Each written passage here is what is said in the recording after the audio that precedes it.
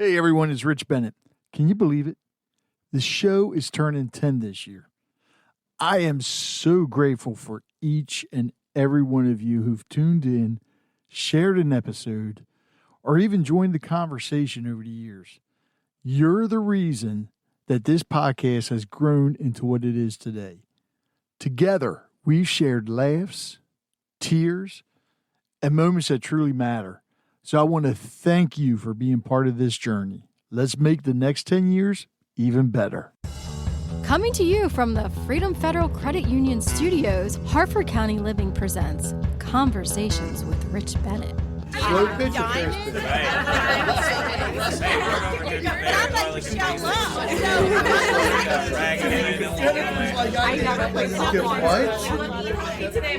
It's probably the least sexy part of the work, and I don't know the answer. It's okay.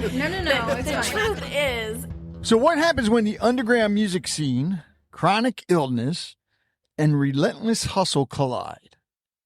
Today's guest didn't just survive that collision, he turned it into a legacy. Robert B-Cide Cardillo is a rapper, producer, entrepreneur, and now author of Myelin My Shoes, a raw, no bullshit memoir about grinding through the music industry while battling multiple sclerosis. This isn't some feel-good, sugar-coated story. Robert spits out truth about what it's like to tour the country, build a streetwear brand from scratch, and keep creating even when MS tried to knock him out of the game. From passing out mixtapes in dive bar parking lots to launching 55 strong clothing from a wheelchair to writing a book that's blowing up in MS communities, Robert is living proof that fire doesn't fade just because your body slows down. So whether you're an artist, an entrepreneur, or someone just trying to make it through the day, this conversation's for you. So strap in because B-Side's story is as gritty, inspiring, and real as it gets. So grab your coffee, grab your drink, whatever it is, put everything on hold, and listen. All right, so Robert, first of all, holy crap, man, there is something in that introduction I haven't even heard of in a long time. A mixtape. Oh, I know, right? Damn. Yeah, that kind of dates me.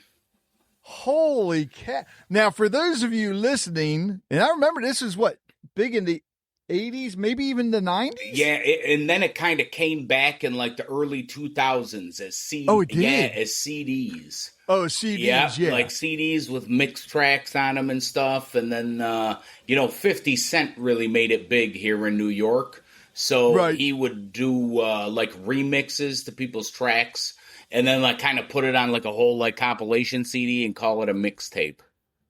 You know, it's a lot easier to do it now with digital. Oh, yeah. I mean, I remember as a DJ, because I used to do the beat mixing, and then when I went digital, I was lost. I couldn't do it. But then when I trained my son to become a DJ, and he had no problem beat mixing. Yeah, I bet. But doing the mixtapes, I used to love. Now, granted, the way I did it was probably completely different from what you did. I used to like doing the what they call medleys. Okay. And putting them together, whereas you were doing rap. Yeah. But I would always love doing stuff like that. And then getting into DJ, then I would start recording some of the beat mix. And I wish I had them still. Oh, that's cool. Oh, God, I miss that. All right, so I want to go back some time. Now, first of all, with the MS, how old were you when you were diagnosed with MS? I was 28. Wow. Yeah, it was 2011 and I got diagnosed. I was like right at the precipice of like where I should have been like career wise. Like I was just right there getting ready to like tour for a recent album that I had come out with. And then everything kind of got screwed up, Wow. Yeah. So you were already touring and everything. Yeah. I was doing shows and touring. I actually was I was working with these. Have you ever heard of the Insane Clown Posse before? Oh my God, yes. Okay. So I was working with these artists that were the first group ever signed with them Okay. Mm-hmm. And they got off their label like back in the 90s, and then they kept doing their own thing. Their name's Project Born.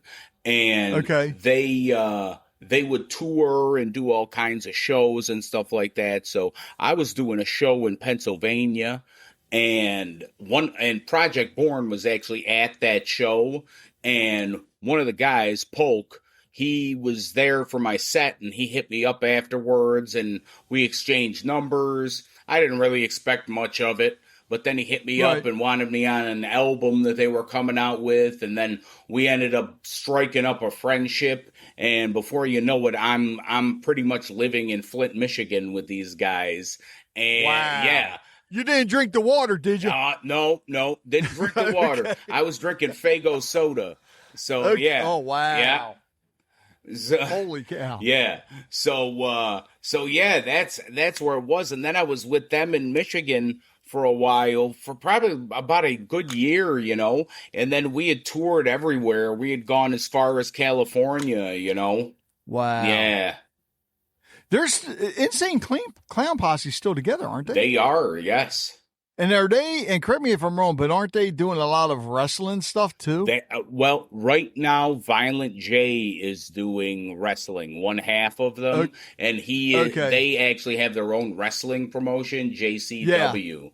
Yeah. So they're doing like wrestling right now, like really big. Like he's not really wrestling in it, but he's like the commissioner of it. Yeah. I saw that. I'm like, wait a minute, because I know. Seeing that before, I'm a big wrestling fan. Okay, me too. But seeing that before, I'm like, wait a minute. And why not? You get musicians, actors, and everybody into it. So I think a lot of them, that's their dream, is always to, well, hell, look at Jelly Roll. I know. Jelly Roll's wrestling. For those of you listening, we're recording this July 31st, and Jelly Roll's actually wrestling this weekend in WWE at SummerSlam. Yeah, isn't that crazy? It is. But you know, it's, hey, look at how many wrestlers end up becoming good actors. I know. It's true. So, all right. So what made you? And for those of you listening, make sure you get the book. And I love the play on words because it's Myelin My Shoes. Now, Myelin is spelled Myelin, not M-I, not like myelin. So make sure you get it. And once you do and you read it, make sure you leave a full review, buy more copies for everybody else. But what made you finally decide it was time to write this? Well, I had actually been kicking around an idea in my phone for a bunch of years. I had been just like writing little quips here and there and storing them in my phone.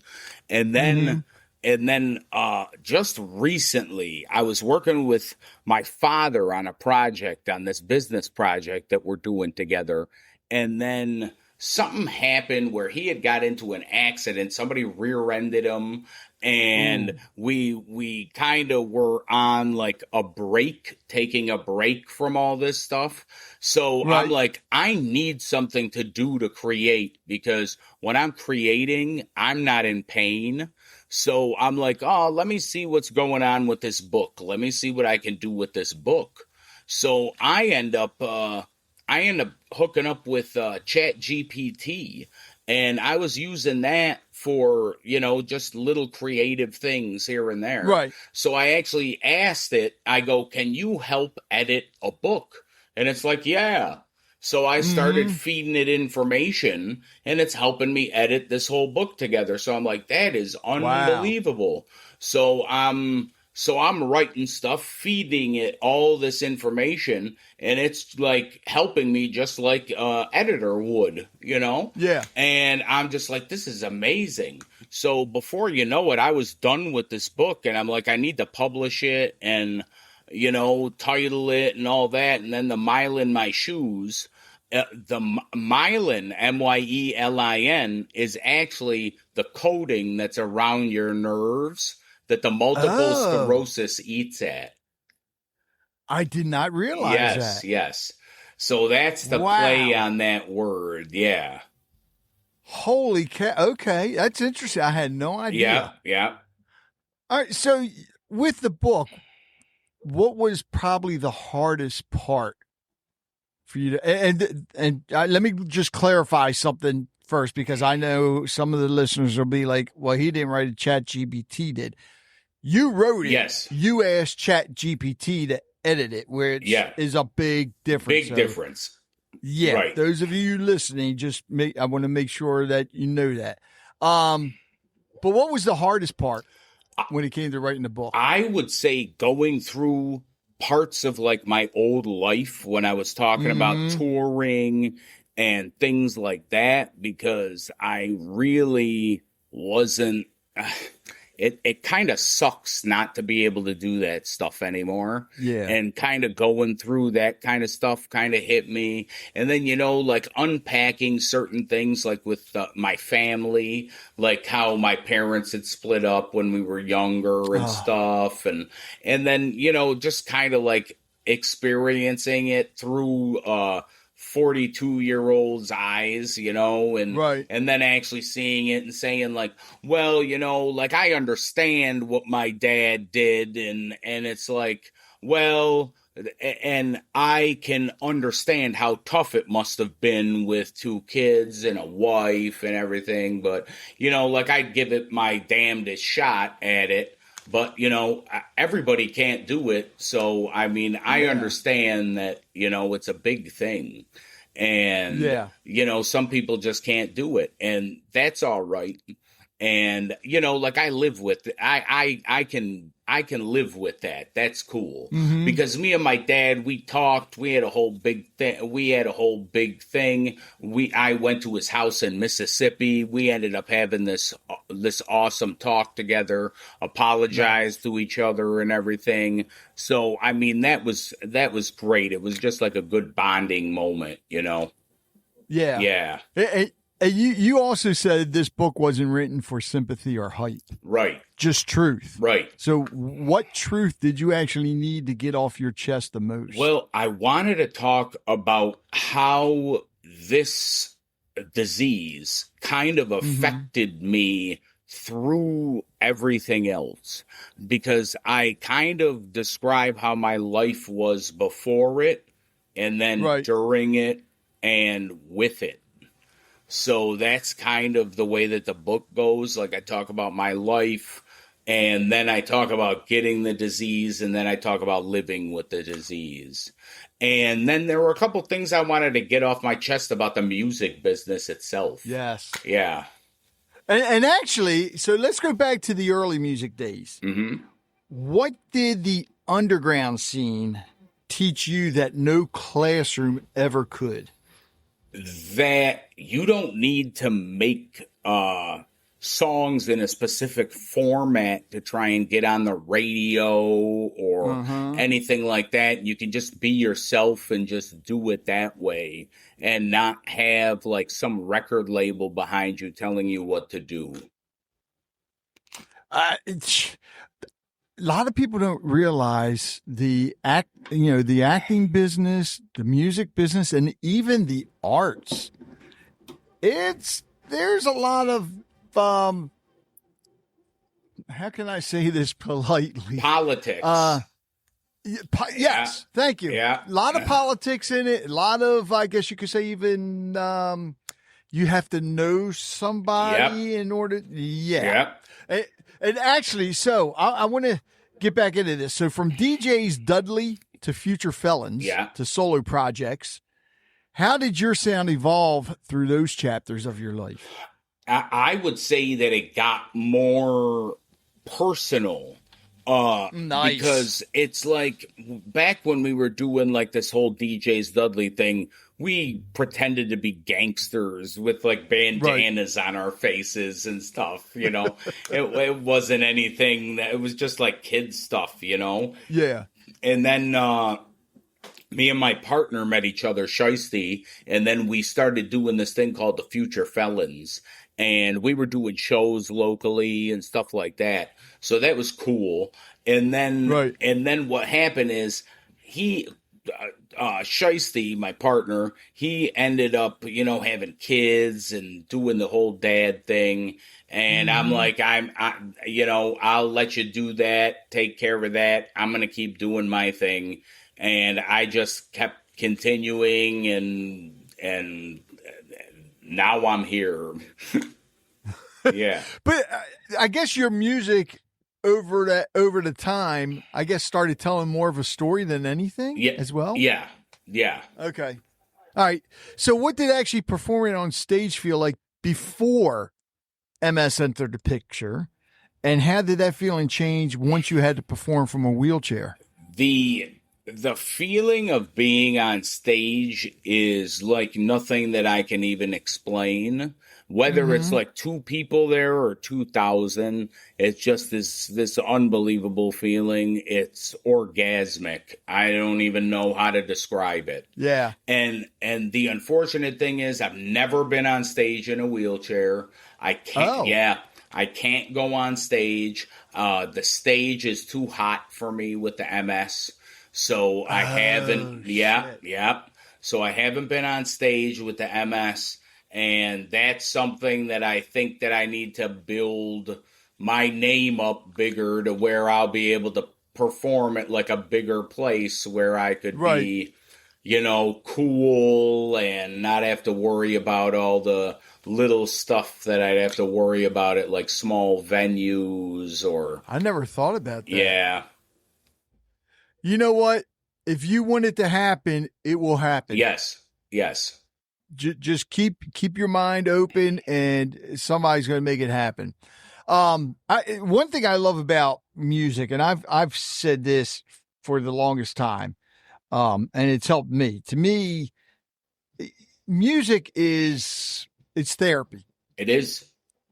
And you've even said that music was the therapist you couldn't afford. Right. So can you unpack a moment where creating literally saved you mentally? Yeah, actually, there's this one song that I made. Can I curse, or is that? Yeah, you're okay. I already did it in the intro, man. Right. Okay. Come on, B-Cide. Okay, so there's this one song. It's called "My Life's Fucked Up." And there was this whole big blowout that happened with my mother that day. I actually talk about it in the book. There was this credit card that was attached to my name, but I wasn't like a guarantor on it. And she had went bankrupt, and this credit card ended up staying with my name attached to it. And I was just furious about this thing. And then I end up going upstairs to my room, recording this song, My Life's Fucked Up, and make this thing before work. I'm bawling my eyes out as I'm making this song. Yeah. And then like I have to go work at Subway like in 20, 30 minutes or whatever. So I get down what I needed to get down, go to work, and then come back home, finish the song up. And it's probably one of my mom's favorite songs of mine. My Life's Fucked Up. I like that. Yeah. All right. Now, something very important. Can people still listen to or even get your music? Oh, absolutely. On Spotify, all digital streaming places, everything. All they got to do. You're still Yeah. I'm sorry. Go ahead. Oh, I was going to say all they got to do is search for B-Cide, and it comes up. All right. I love that because, growing up now, I'm older than you, but you always had the 45s. You always had the A side and the B side. Yep. But the spelling of B side for you is B and then the whatever you want to call that thing, CIDE. Yeah. How'd you come up with that? Okay. Now, what happened is when I was working with my old group back in high school, and then after we had gotten like done doing that high school BS, one of the dudes from the group that used to make our beats, he dubbed me B-Side, and I'm like, oh, okay, that's cool. And then I'm like, I want to spell it like homicide because I murder people on the microphone. Oh, damn! I love that. Yeah. So that's where I came up with the name from. And then BC, those are my initials too. Yeah. Oh yeah. Yeah. Okay, yeah. Bob Cardillo. Okay. Yeah. Oh man, that is smart. Yeah. I love that.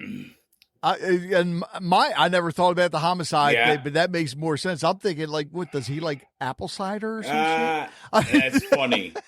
It's like, damn. All right. So when it comes to performing, who is it that you would love to perform with that you haven't had the opportunity to yet? Yet. Notice I said yet. One group that I would love to perform with is Green Day. You would never expect shit, really? that. Yes, they are my biggest. I am their biggest fan ever. Yes. Wait a minute. I mean, that's like two different types of genre. Exactly. That would, well, then again, I mean, you have rappers that have done stuff with country artists, so why not? Yeah.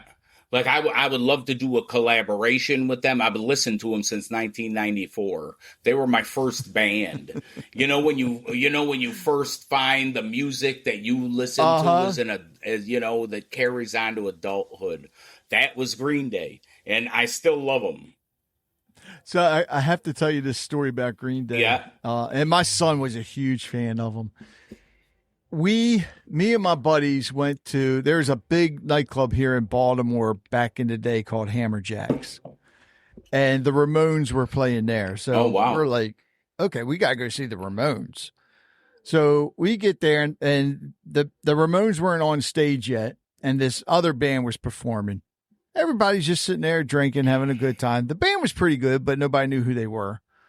And once the Ramones came on and that first chord hit, it was like, shoop, like a magnet just pulled everybody in. It was asshole to belly button. Oh, wow. We lost our one buddy in the crowd somewhere. I think he got a shoulder or an elbow into the nose. But the band that opened up was Green Day. Wow. That's awesome. Yeah, it's like nobody knew who they were yet, but they were pretty. A lot of people don't realize when you go and see some of these top acts, that's especially if they have bands opening up for them. Yep. You're going to see some artists who are actually going to be bigger than the bands that they opened up for. For real. That is the truth. And it's kind of funny because if you watch Green Day from back then, you can see like these guys were tight as hell back then. And like you can see like that. It's still the same, only they might have more instruments, more instrumentation and stuff. But it's still like the same three guys doing it, and they're still incredible. And I'm like, these guys are, that's my Rolling Stones. That's, Oh, wow. I can't believe they're still performing. Yeah, right. Holy cow. I want to get back into the MS. You first noticed signs of MS in the smallest moments, like dropping bread at Subway. Yep. What was the breaking point that finally got you to the doctor? Well, I actually got diagnosed with a pulmonary embolism in 2011, and it set me into the hospital. And after I got out with that, I noticed that my leg was kind of like dropping, and and I thought it was just from being in bed. Because I had a physical therapist come and he told me, it's probably from just being in bed and not moving around. So I'm like, all right. And then it starts getting later down the line and I'm noticing that things are going numb. And I my legs went numb. I was actually at a Green Day concert and my legs were numb. I could barely like walk around. It's the weirdest sensation. It's almost like your legs are asleep. You know what I mean? And still didn't think anything of it. I thought my mouth was numb. I was even blaming it on something that I ate, like pico de gallo, spicy food. And then what happened is my midsection went numb.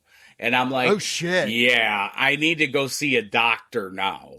So I went to go see a doctor, and they ended up hooking me up with some general neurologist who had me do an MRI, and then he told me I had multiple sclerosis.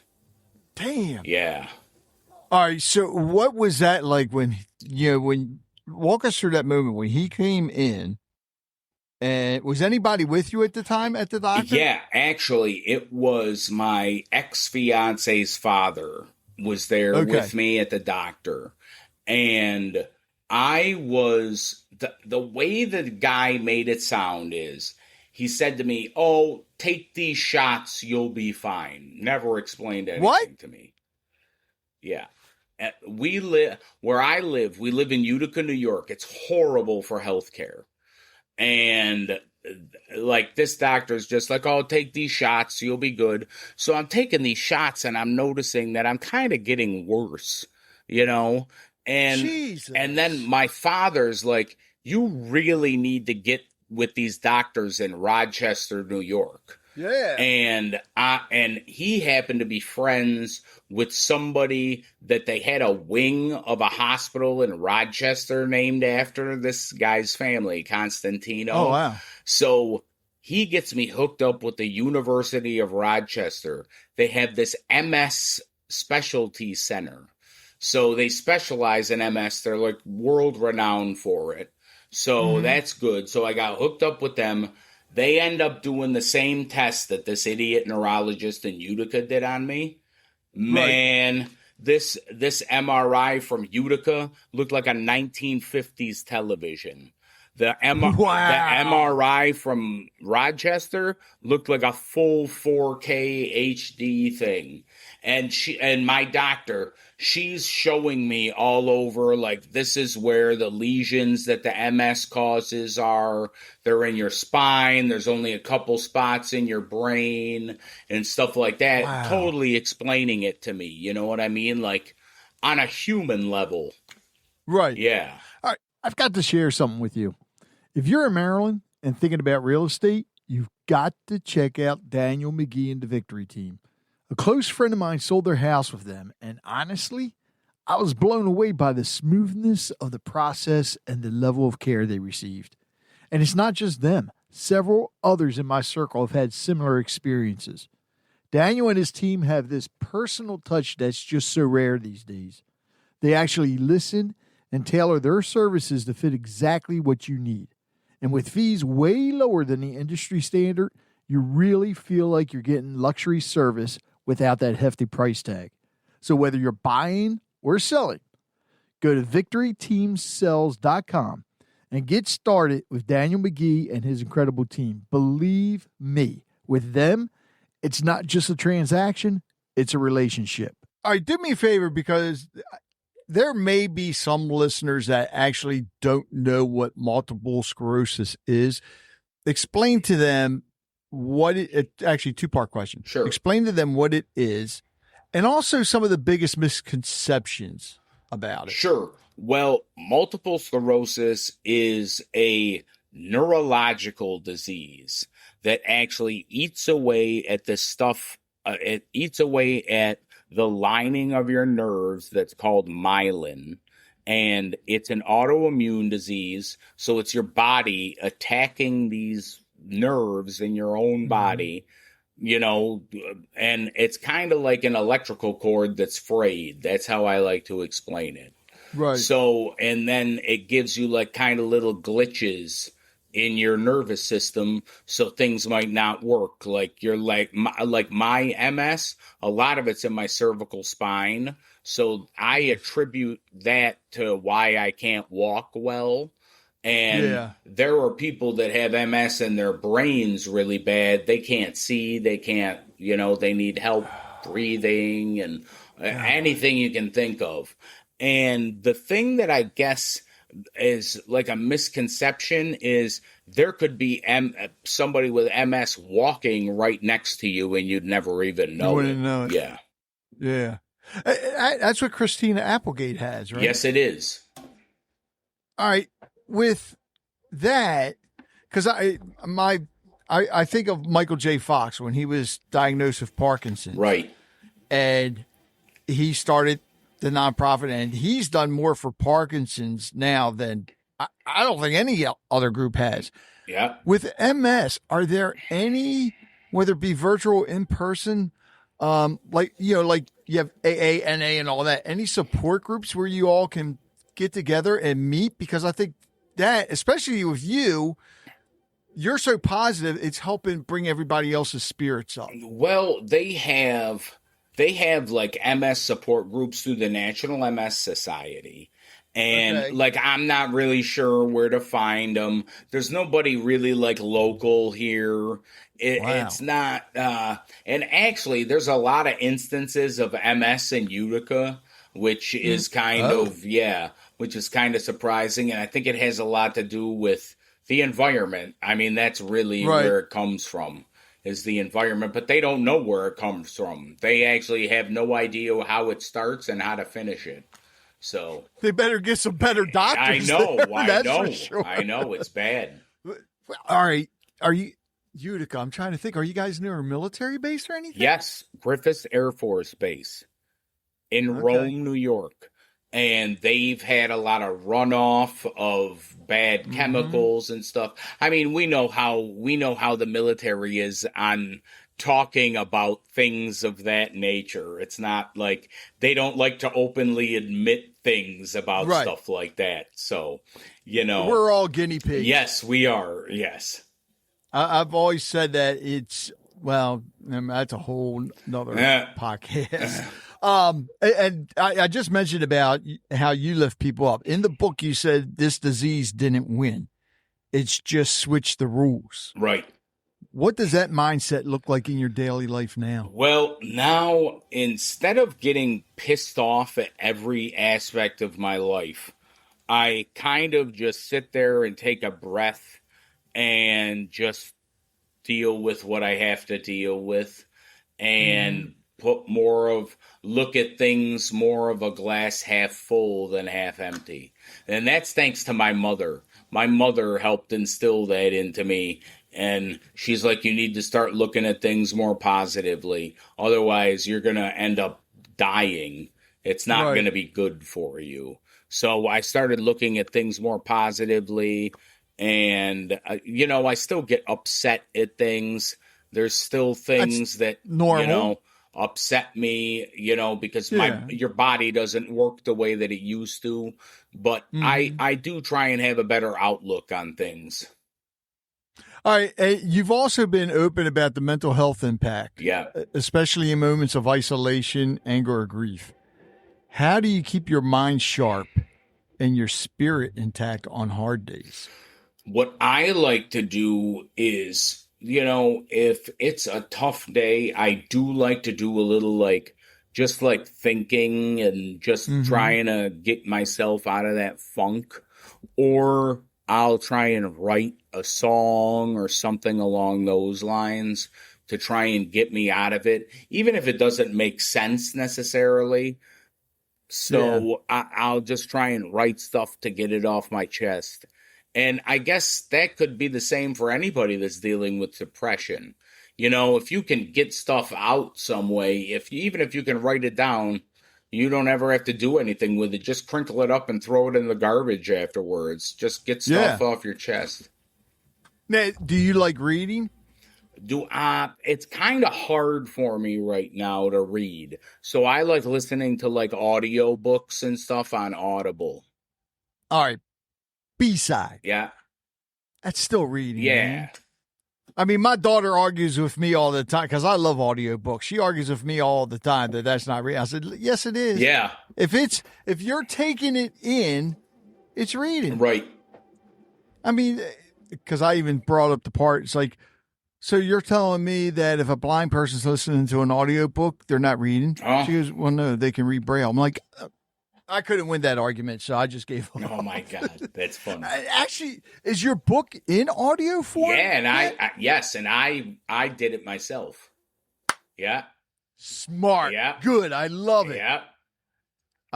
Actually, just an idea. I mean, you being a young entrepreneur and everything, have you thought about, I talked to another author that did this. I thought it was brilliant. With your book, put a QR code in there to where people can either go and buy your buy your music or listen to it on Spotify? Or now, I do say in the book that you can listen to the music on Spotify and stuff. I don't have a QR code. And actually, I wish I did have a QR code because I came out with a soundtrack for the damn album or for the damn book. And I never, and it was afterwards. It was after it already went to print. So I thought about this because I talk about specific songs in this book. And so I'm like, I'm going to put these songs together on an album and put it out. And I did it, but I never put it in the book. Well, you still can, right? Yeah. Because is it on KDP? Yeah, it is on KDP, yeah. Yeah, so you can still do it. Yeah. And I think you must have been reading my mind because I was going to ask you if there was going to be like a soundtrack to it. Yeah. So I came out with a soundtrack to it, but then actually what I'm doing right now is I'm working on a whole rap hip hop album about multiple sclerosis. That's nice. That's going to come out in Multiple Sclerosis Awareness Month in next March. Really? Yeah, I'm working with my longtime friend and beat maker. You know, he produces music and stuff, Ken, and we're going to be working on we are working on a whole album about MS. I already have 27 demos made. Holy cow, man, that's awesome. Yeah.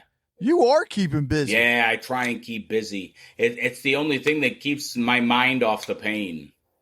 Well, which is good. Yeah. I mean, I'm upset. Actually, God, so the music, the book, an entrepreneur, I have a funny feeling you're going to be doing some motivational speaking later on down the road too, unless you already are. No, I don't. But what do you mean you don't? No, what? I don't do motivational speaking. But I have a funny feeling you will be. Oh, you think? I think that would so. be cool. I think so. But I want to talk about 55 Strong. Okay, where did that idea come from and what's it stand for today? That idea actually came from an Insane Clown Posse song. The song is, it's called Murder Go Round that it comes from. And the lyric of it goes, now I'm in a street gang, 55 strong. Everybody's singing that Southwest song. And we pulled out the 55 strong and I'm like, this is great. It means strength, you know? Right. So it's like, I'm going to do this and turn it into like my whole label and this whole branding thing. Like this is actually one of the shirts that we make with an ice. The Ringmaster. Yeah, the Ringmaster. So like, this is like a design. It was like a messed up CD cover where they had like 3 hands going up and down and stuff like that. So I ended up taking it and putting it on a shirt and stuff like that. I love that, man. Yeah. And those of you listening, when you go to his website, which actually is tell everybody the website. It's b-cide.com. And you can find his music there, but also the clothing line. And man, B-Cide, I gotta tell you, damn clothes kick ass, man. Thank you.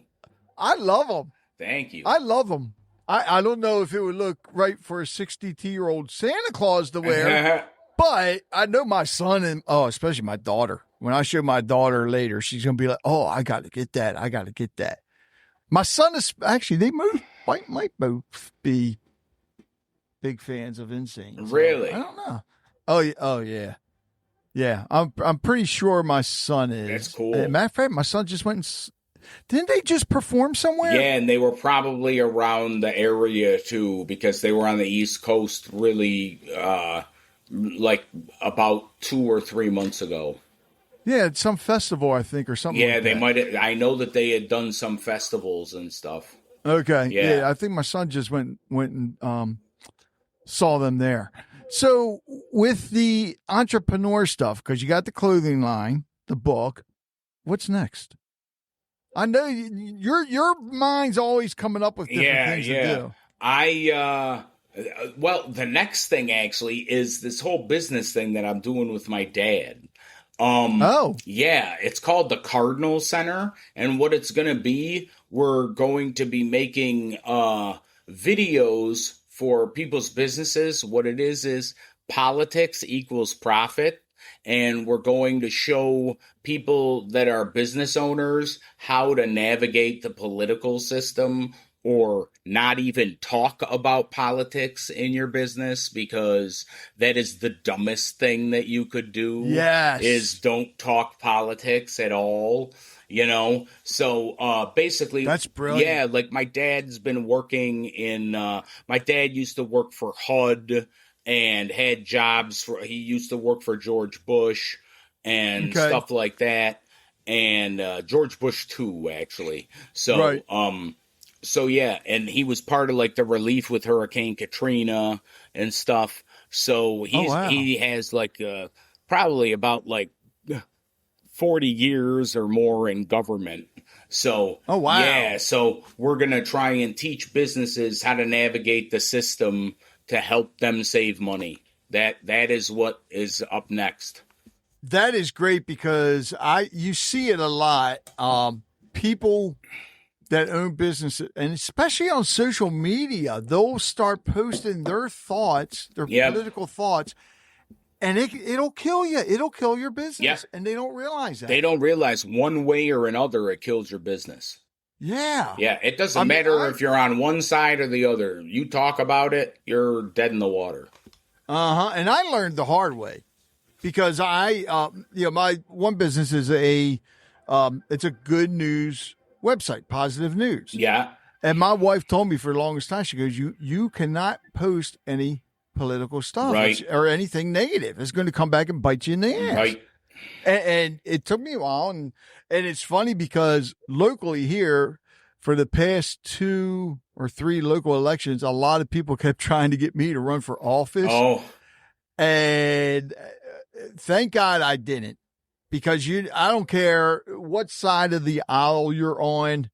You could be Jesus himself. Yep, they're gonna, and you will make enemies. You will. Well, he did make enemies. Yeah. I mean, you got to be very, very, very careful about that. All right. So with the book, because you said you talk about your music in the book, but none of the lyrics are in the book, right? Yeah, I do have like certain songs I'll break down certain lyrics in it and stuff. Yeah. Okay. And the reason I bring that up is because a good friend of mine who's an author, his first 3 books were novels, and then the one book he bought out or put out, which is an awesome book, was his music. Oh, that's awesome. The lyrics and talking about them, and I think that's something you ought to look into, because your library is huge. Idea. That's a good idea. Yeah, I mean, why not? And it tells a story. Yeah. And the thing is, your music, anybody's music, can hit somebody differently than what it was originally planned for. And it can even change over time. Right. I mean, that's what makes an artist a good artist, I believe. Yeah. Well, it changes over time. What I like to say is any meaning that I have for a song is gone as soon as I release it.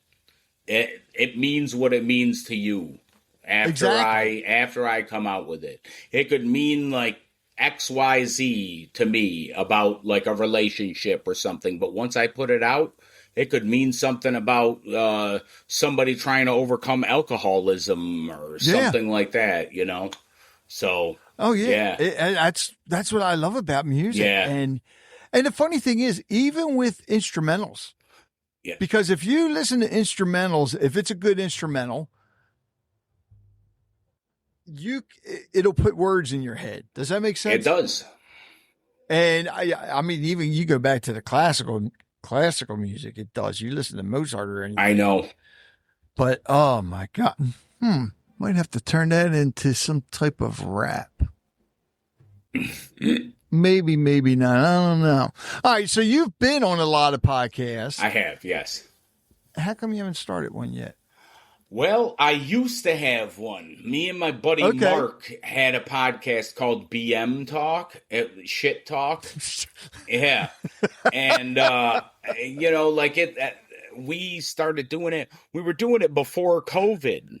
We were big fans of Howard Stern and stuff like that. So we came up with this show and started doing it. And then COVID hit and we stopped doing it. And that's when everybody was doing it. And I'm we missed the prime time for doing a podcast. But we were doing it for like 2 years and then just kind of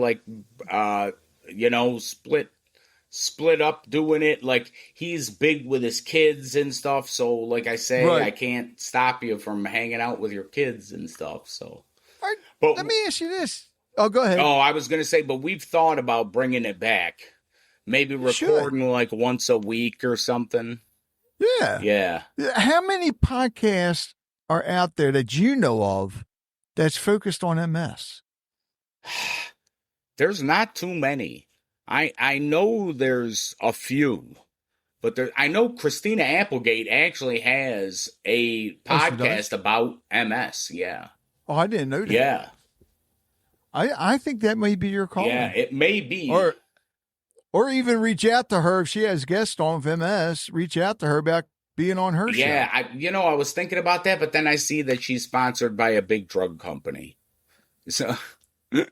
Okay. So I don't know how I am about that or not, but it's something I've always said. If it gives you, that nervous feeling, something you don't like about it, then it's not meant to be. Yeah. Not meant to be. I mean, there's people that want to become businesses that want to become sponsors of this, and it's because I look at their business ethics first. Yeah. And I've turned a lot down. Yeah. It just doesn't align with what you're. Yeah.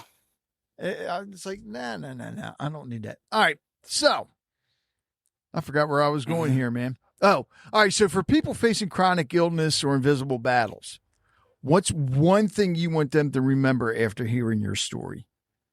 That it doesn't matter what you have. If you put your mind to it, you can do it. Well, I think that answers my next question I was going to ask you too. I'm going to ask it anyways. All right. But I have a funny feeling the answer is going to be the same. If someone's standing at the edge of their dream but scared to take the leap, what's your message to them? Do it. Don't wait. Don't wait. Because I never, and this is what I said with music, even though I'm not a household name and quote unquote successful, I never want to die and think, what if? Yeah. Sounds like to me that you need to put that phrase on one of your shirts. Yeah. All right. So if somebody wants to listen to your music, give me 3 songs that they should listen to first of yours. 3 songs. Let's see. The World That I Live In. That's off my album, Pulmonary Embolism.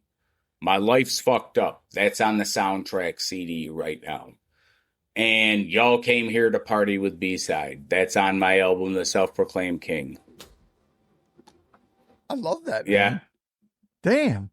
All right. So, B-Cide. And those of you listening, he said, just call him Bob or whatever, but I just like B-Side, man.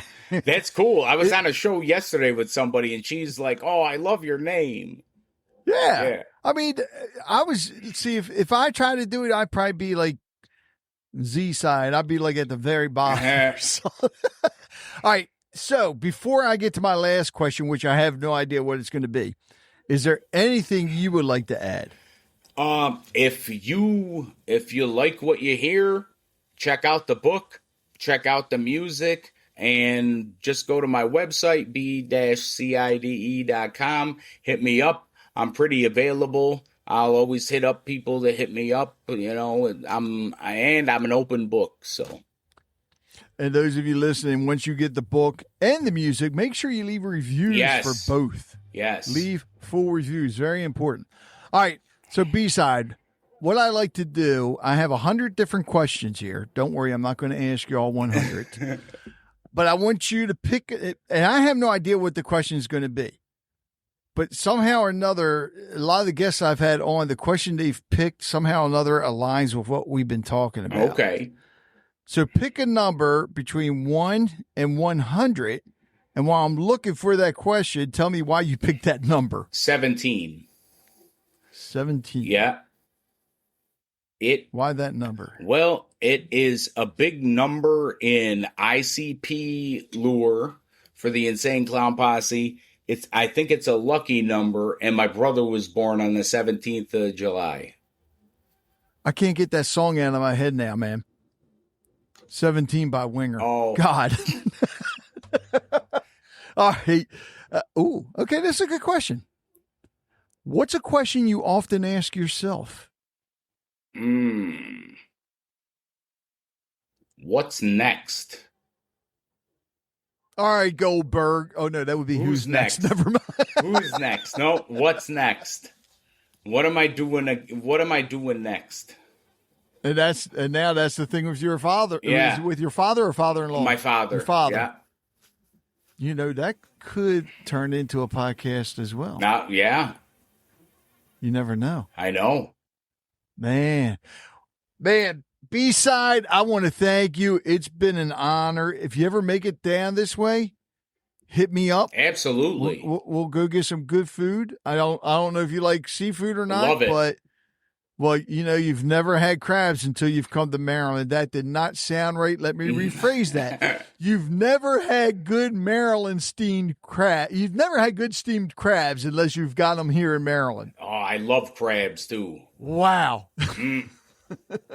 Yeah, when we went to New Orleans, I wanted to try boiled because they boil them down there.